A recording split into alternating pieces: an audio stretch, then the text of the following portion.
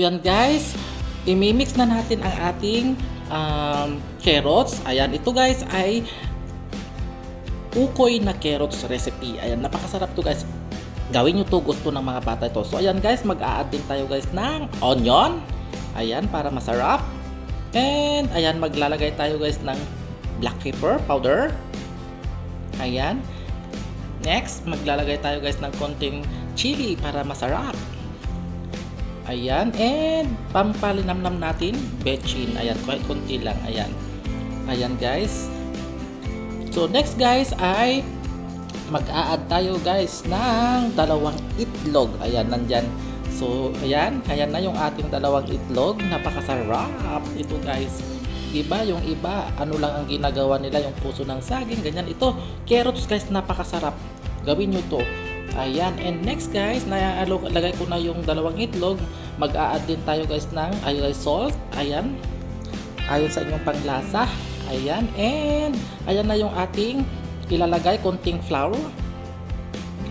Ayan, so next ay imekos-mekos na natin yan guys para iluto na. Huwag na kayong mag-a-add ng water guys kasi okay na yung dalawang egg na inilagay natin para hindi siya basa.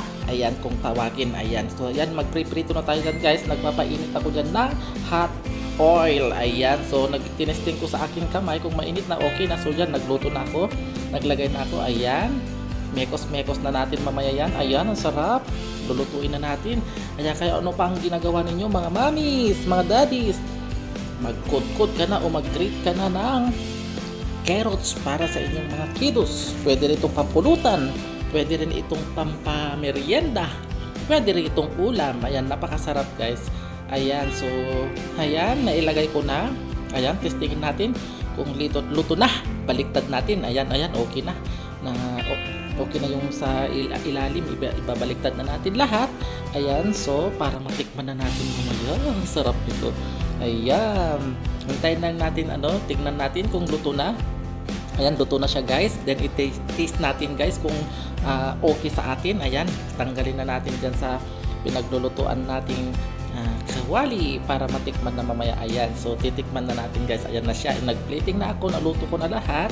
So titikman na natin guys. Ayan, so ayan, time to test kung masarap. Ayan, sarap guys.